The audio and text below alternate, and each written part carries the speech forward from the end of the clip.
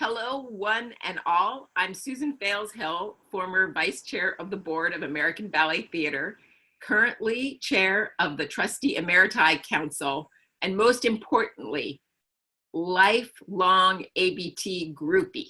Other people say, I'm with the band. I say, I'm with the ballet company. ABT is 80 years old this year, and I plan to be 80 years old and still following them around the world. Misty Copeland. I am a principal dancer here with American Ballet Theatre. Hi everyone, I'm Calvin Roy III, and I'm a soloist with American Ballet Theatre. So hello you guys, it's great to see you. And today we have the great pleasure of talking about what was going to be a historic, groundbreaking, never before in the history of ballet performance of the two of you playing the leads in Romeo and Juliet, MacMillian's groundbreaking 1965 ballet. It will happen one day, but it's not happening right now. I wanted to start off, a lot of people, this has been played by so many just extraordinary pairings. The first performance was with Margot Fonteyn and Rudolf Nureyev in 1965. Of course, Alessandra Ferri made it her own with Julio Bocca. And now it would be the two of you. People often think when they go and see, it's such a sexy, sensual ballet. People leave the theater convinced that the two people playing the principal roles are having an affair. So the first thing I want to do is set the record straight that that's not the case with you two, but I do want you to talk about your relationship, when you met, how you've been not only friends, but mentors to each other and creative partners. So please let us into your friendship. You know, what's really difficult is that Calvin and I didn't even get an opportunity to step into the studio and start working on the roles together, it's a little devastating, but I know that it's going to happen. It's going to happen in the future. But, you know, I met Calvin when he, barely started dancing. He started dancing at a late age, as well as I did. And I just remember hearing about him and seeing him in the studio company. And I remember one time in particular, we had met and talked before, but I remember walking past Studio 5 and he was doing it like a solo. It was very contemporary work. And I remember calling, like he came out to breathe or something, and I called him over and I was just like, you are stunning.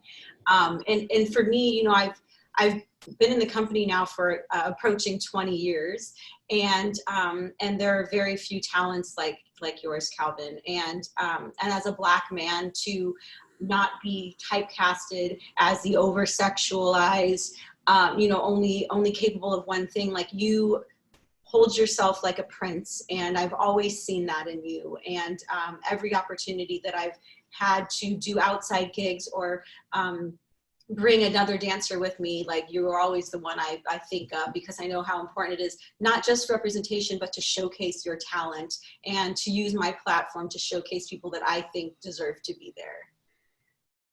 That's incredible. I thank you, Misty, first of all. I have been with ABT now for, I don't know, I would say going on 14 years, 15 years now. I can't believe the time. You started the summer intensive, didn't you? I came to the JKO school first, and then I did the summer intensive later. But I remember vividly meeting Misty when I first joined the company, and she was amazing. Just what, at the time, you know, I think she was probably, you were still a soloist, I think, Misty, and there was a conversation that we had, and you were still kind of figuring out like where you were, what your next steps were, and you know, what you wanted to represent in ABT as a Black woman. And I just remember having this conversation with you, and it made me feel in that moment that, wow, like I'm not here alone in this. And over the years, as getting to work together outside of ABT, has, for me, opened up my eyes to see kind of what the possibility of affecting and impacting lives can do, just by us coming together and collaborating and using our not just what we look like on the outside, but using our talent and our artistry to change lives and open up people's minds and perceptions of what it means to be a dancer, an artist. And so I think being able to have someone like you in the company at ABT throughout all of these years has, one, been an inspiration for me, but it's allowed me to aspire to see how much further I can go and how many more lives I can reach and touch. I know the two of you had a big impact with the pas de deux that you did from Cinderella that you did together someplace. And we're going to get more into the impact that this will have when you dance Romeo and Juliet together. But first, let's talk about each of your relationship to this ballet itself, which is one of the greatest. Please tell me, each of you, when did you first see it? And what roles did you first play in it? Because I think both of you have been up the ladder from village town person to harlots to Mercutio, if I'm not mistaken. So tell me a bit about your relationship to the piece. It quickly became one of my favorite ballets. I remember I'd only been dancing for 4 years before I came to ABT and joined the company. So there were still so many ballets I had not seen. Mm-hmm. And I think the first time I saw it, I was on the stage dancing in it.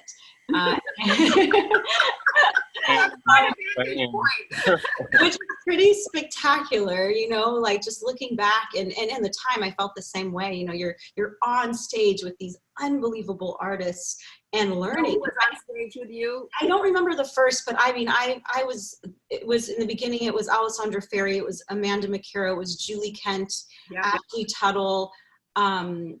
There were so many incredible artists, Susan Jaffe, like they were doing it right before my very eyes. But the first roles that I performed within Romeo and Juliet were a townsperson. I was the one that came down the stairs with the broom, the first and I probably did way from the broom. I come a long way from the broom towns lady. And then I also was one of Juliet's friends, the one that gets to flirt with Romeo and has a little pirouette step with him. And then I ended up being the lead harlot. That was the last part I did before I did Juliet. And I did lead harlot. I mean, at that moment, I never imagined I'd be doing Juliet at all. And so it was like, wow, I'm doing the lead harlot with Angel Correa and Roberto Bolle and all of these incredible Romeos, thinking there's no way I will ever dance that role with them. And then to go on and dance Juliet in Milan at La Scala with Roberto Bolle was just mind-blowing. Like, it to this day, I'm still like, I can't believe that happened, and I have that experience, and all of those experiences have built me into the Juliet that I am today, and I'm so grateful for it. And I can't wait to dive in with my experiences and come into the studio with Calvin and share those experiences. Mm-hmm. It's going to be incredible. And for you, Calvin? Yeah, so before I even joined ABT, I was an extra in Romeo and Juliet, and that was kind of my first exposure to Romeo and Juliet. I played one of the little, it was me with 4 other guys who carried on the carriages, all of the guests that come to the ballroom scene. So a lot of my first impressions of Romeo and Juliet was really being on stage and watching from the wings, probably seeing Misty out there dancing in some of those performances. And I just remember, you know, from that first note of the music of the orchestra and seeing all these incredible dancers dancing these roles, I knew that I wanted to one day just be out there dancing. And so over the years, once I got into ABT, seeing Romeos like Marcelo Gomez and Roberto Bolle and Angel Correa, and the list goes on and on. There was something in me that was so drawn to the role of Romeo, and I just inside wanted to dance it one day. So what draws you to the role? I think it's this this sense of self-discovery. Like, for me in my own life, like figuring out what my identity is, figuring out, you know, what love is, figuring out so many things. And Romeo is a young guy, and so I think for me being able to portray this role as a Black man on the Met stage with ABT, for me, it seemed like such a big moment to step into that light and be able to do that in such a big way. And so I think for me, it's always been that sort of dream to want to be there and do it and show that it's possible. Yeah, it's the ultimate romantic role. And to Misty's point, Black men are either made comedic or over-sexualized brutes. So or the villain. So it's like, you know, being able to step into that light in this way and show the world that it's possible, that there can be another version of what we think of a Black man. Well, although I have to say, in terms of villains, you made a great Von Rothbart. I was thinking.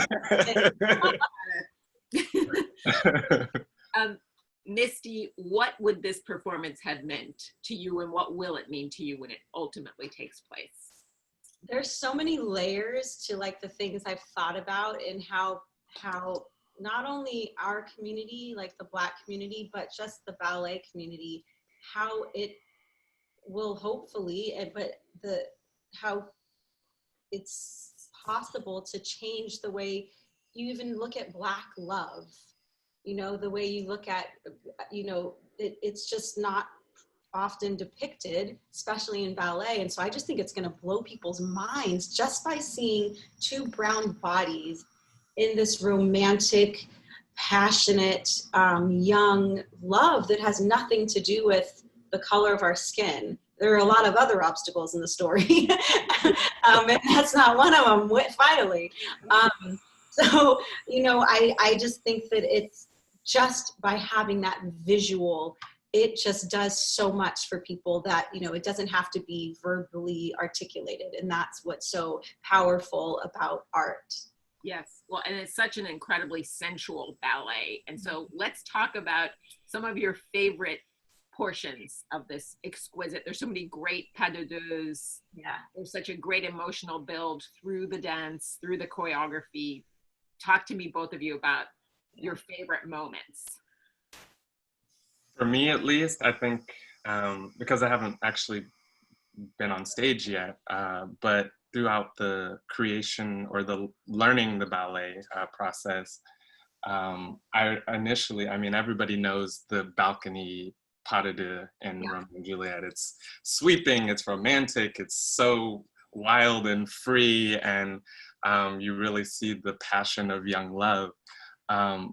But the more that I was learning the role, the bedroom pas de deux in Act 3 is really, it's the last time that these two are really together on stage in the same room before they ultimately die in the end. And when I was learning this particular portion of the choreography, it really, it grabbed me, because it's, you know, it's one of those moments where you're saying the last things to the person you love for the last time, but you don't even know it.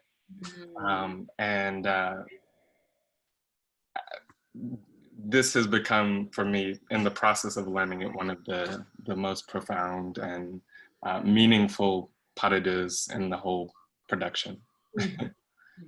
Yeah.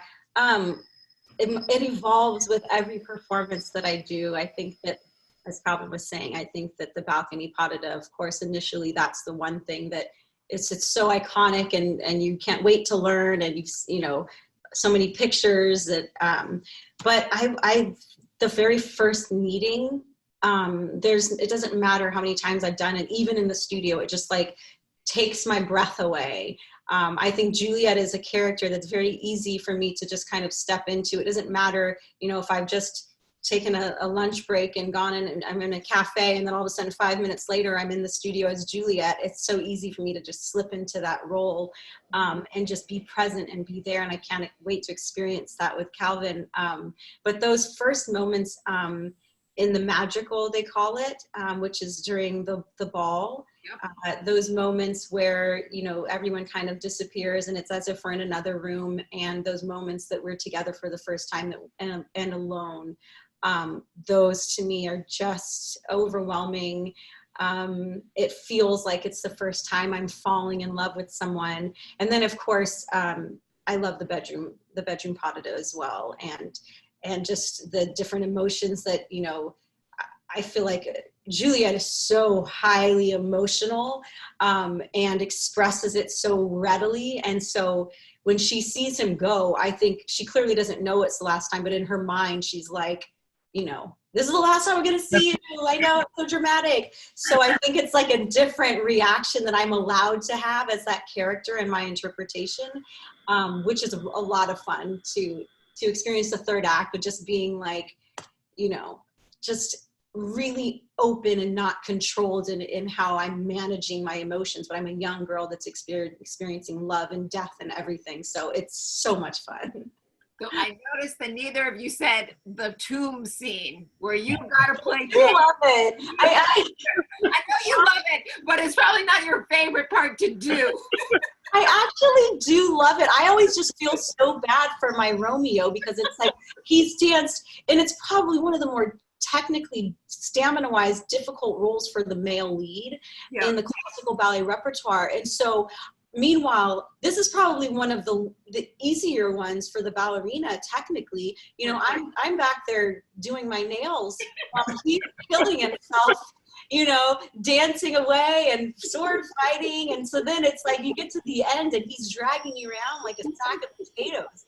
And I'm like, oh, I feel so bad. As much as I enjoy the drama of the moment, you just have those moments where you're like, oh, poor guy. So, Calvin, this has really been a breakout, I would say, 18 months for you. You've been hailed by the New York Times as the most elegant male dancer in the company. And I think many people, spectators would concur. You've been hailed as destined for Mount Olympus. No pressure, no pressure. You're a god. And in a Vogue interview, our fearless leader, Kevin McKenzie, said he is ready for his Romeo. Mm-hmm. So what makes you think he saw in you this year that made him say that? And how is it that you yourself feel ready for your Romeo?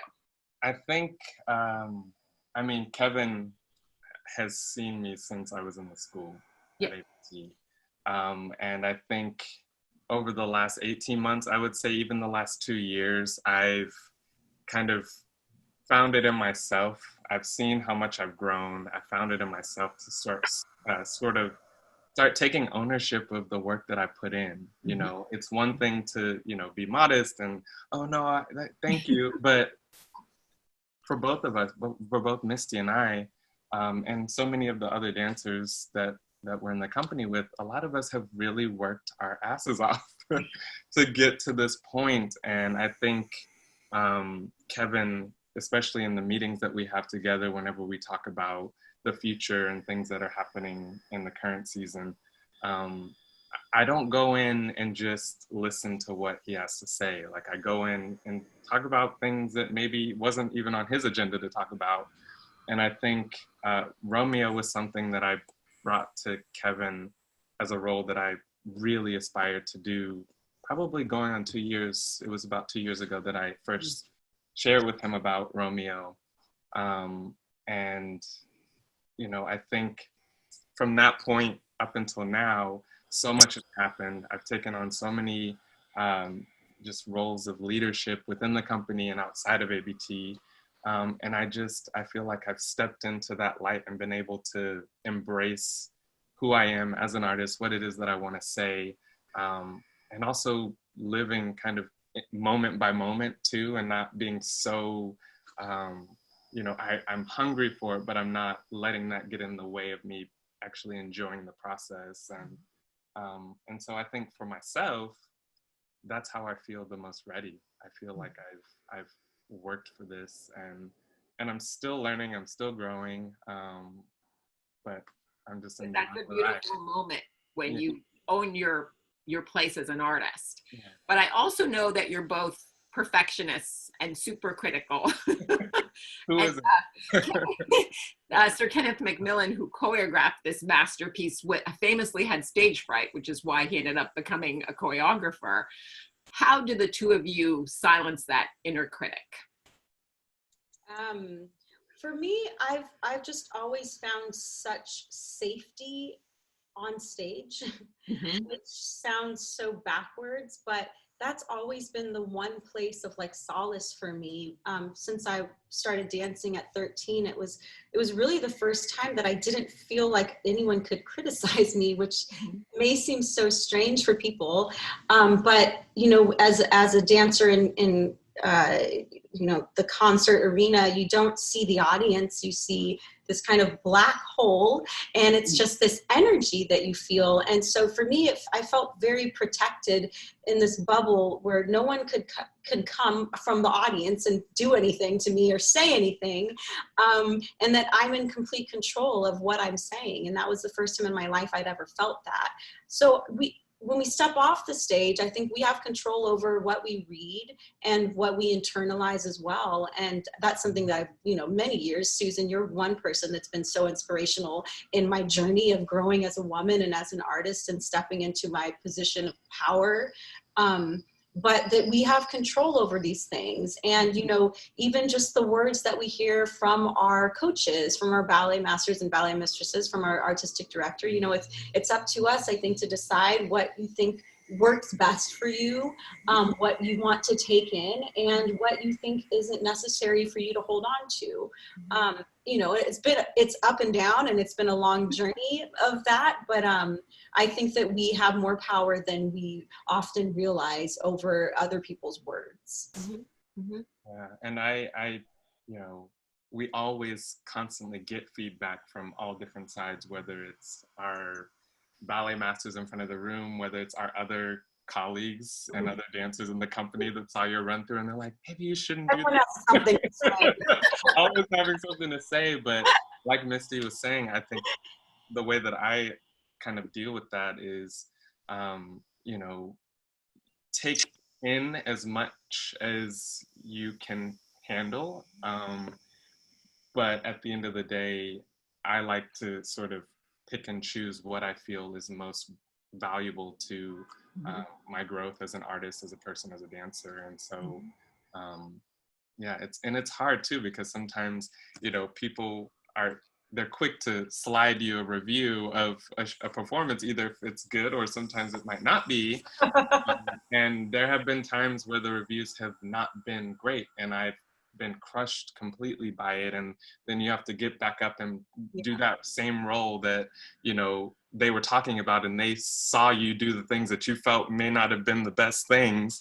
But for myself, you know, in the past few years, I don't even read reviews anymore. I try not to, you know, read blogs and things like that, because I feel like it becomes kind of a distraction for me. And I really want to focus on what I'm doing in the studio, on the stage, and the lives that are open and receptive to what it is that I'm saying or what I'm presenting to the world. Like, I want to be able to have those constructive conversations and not just the negative stuff. Well, there's a big difference between opinions, which are cheap, and real constructive criticism that can love and a place of wanting to help you grow as an artist. So take us backstage. I remember once going at intermission backstage during Romeo and Juliet, and Alessandra Ferri was literally in a trance. She walked right past us like a somnambulist. She didn't even scream at us. And clearly you couldn't talk to her, whatever. By contrast, Misty, you were just saying, you know, you could just be having a sandwich, put it down. You were doing your nails backstage before the death scene. So take us backstage. What would you be doing just before the show? And what are you doing in some of the interstitial moments when you can breathe? You know, I've had such a different experience, and I've probably done Romeo and Juliet more times than I have a lot of the other leading roles that I've done, because I've been able to tour and do it with other companies. But I when I say that it's an easy role for me to step into because I connect with it for whatever reason. Yeah. But so throughout the day, if I'm rehearsing 5 different ballets and I have to just literally go from doing the Black Swan to doing my third act, like alone scene in Romeo and Juliet, like it's not hard for me to switch characters like that. But when I'm in performance mode for Romeo and Juliet in particular, I always have the music on hand. Like that's something that emotionally motivates me really quickly, and I'm like very triggered by it. Like the music speaks to me like I'm reading a book. And so before the show, I definitely am listening to the music and trying to get into that focus of being a young girl and what she may have been living and going through, and you know, where she comes from and what the air smells like, all of those things. So I'm usually on the stage by myself going through steps and just feeling it out. But then once I get through like that first bulk and like the, you know, like all I have to do in the second act is get married, and he's out there just killing himself dancing. All I have to do is show up and kiss him and bye, I'll see you soon. But then once that's over, like I'm really focused and listening to the music, preparing for third act, because it's pretty intense immediately. You know, though you don't see what Juliet goes through, you go from her being this young girl that gets married, and then all of a sudden she's in bed and she just made love for the first time, and now all of a sudden she's like an adult, and then as soon as Romeo leaves, I'm pretty much on the stage by myself for like the rest of the third act, and you have to be emotionally at a certain point. And so that's probably the biggest transition for me, that I'm really just like focused in on my character, is after second act, before the third act. What about you, Calvin? So before, I mean, considering I haven't done Romeo and Juliet yet, there have been roles that I, you know, have been featured in principal roles in the company, and there have been like Apollo, like others that, you know, before the show, I tend to like a very calm environment, and even if it's somebody giving me notes, if it's the dresser trying to get me ready for the performance, like I sometimes have to just be like, we just need to slow the speed down. Just take a breath. It's going to be all right. Because I think that helps me to kind of go into the role feeling, or going to the stage feeling like there's not this sense of anxiety or upness, if that's a word. And so I think the whole day, from the time that I get up to the time I step on stage, is just about from moment to moment for me. If I'm eating breakfast, I'm eating breakfast. I'm not thinking about the show. If I'm taking class, I'm warming up my body. I'm focusing on that. So I just kind of like to take it step by step. And then those few moments before the curtain goes up, I usually just, you know, take a few deep breaths, and when the curtain goes up, allow the wind of the audience to just kind of fill the air, and then the show's on, and that's it. Sounds good. It also sounds like good advice for making it through the COVID days, taking it minute by minute. Minute by minute. So let's segue to your lives right now. What have you both been doing to keep that creativity flowing? It doesn't have to be dance related, but either or. I know, Misty, you've been doing some cooking. Yes, a lot of cooking. No. I've actually been so busy, and a lot of that has not been being physical. I'm still somewhat recovering from an injury, so that's kind of been an interesting thing that's happened at the same time, where I've needed this time to rest. So it's kind of been good that we've been locked in, where I'm like, okay, I guess I can't get out of bed, which I shouldn't be. So, but apart from that, you know, I've just been staying creative, like through my production company. I'm working on a ton of different projects. And so writing is a very cathartic thing, especially for now, in this moment, to be doing. And then I helped to create and initiate Swans for Relief, which is a COVID-19 relief effort, bringing together dancers from all over the globe in major companies, and having ballerinas in those companies represent their company, and just uniting the ballet world, and I think setting an example for how the world should be reacting and really supporting one another. And it's been a beautiful thing to experience, speaking to all of these artistic directors in each of these companies in the 14 countries that are a part of Swans for Relief, and that everyone's on board, because it's all for, like, we're all going for the same goal, and that's to support one another, to bring the arts, to keep it going, to keep people employed. And so it's been a beautiful experience in that way, that no matter what the world's going through in moments of crisis, it's just a part of our human nature to gravitate towards the arts. And I think that is such proof that we need it in schools, we need it in our lives in every way. Mm-hmm.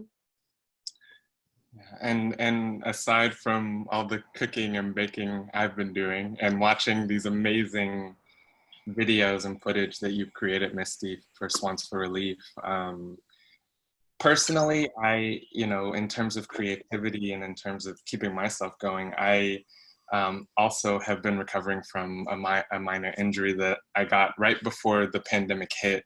And so it's been a period of recovery, both physical, but also mental and emotional, and trying to sort of figure out what all of this means for the now, but also the future, and what we'll be up to in 6 months, 12 months from now. But before the pandemic hit, I've been in the process of creating a virtual reality project that centered around my journey to becoming Romeo, which is still in the works, now that we actually have some downtime to really dive into it. But a big thing for me lately, because I go through moments of feeling like I can conquer the day, and then some moments where I feel utterly helpless because I'm not out there on the front lines helping people and saving lives, that I've had to sort of take a step back and sort of evaluate myself and what it is that I can do to keep myself going each day. And that could be from meditating to, I write a lot, and I've been wanting to read more, which I never get a chance to do when I'm like running here, running there. So that's kind of been my way of coping with this moment. And hopefully once I pick myself to get myself together to be able to help in a bigger way, I definitely would love to do that. But I think for now, it's just allowing myself to take it day by day, and get myself motivated and in a creative headspace. Okay, so a very silly and superficial question. What are you baking? I just baked 2 days ago. I made a batch of chocolate chip cookies. I perfected in my own, I think it's really good, apple crumble. So yeah, I usually like to. You're gonna have to share these recipes on the website. What are you both most looking forward to after quarantine? Hugging everyone. Yes, yeah. I was just Dancers were so physical. Yeah, and that's such a part of our daily activity. And I don't know if I was completely conscious of that until this moment. Just, it's not something that we even think about. It's second nature for us to be so physical, and then what we do is physical. And so I think that that's something that I'm sure we're all craving. Yeah, I think a big part of this separation, I mean, as our community, we come together, we bring people together in such big ways. And I think that's the thing that I'm looking forward to the most, is being able to come together in person again, and be in the same room and be able to hug and talk to, and actually have these real human interactions that, we can do this virtually all the time, but I feel like that's the part of it that I miss the most, is being able to do it in person. So through these challenging times, where do you find your inspiration? It's from what it was before. Yeah, for me, it's definitely changed. Again, like something that I've never really taken for granted is being surrounded by such incredible artists daily.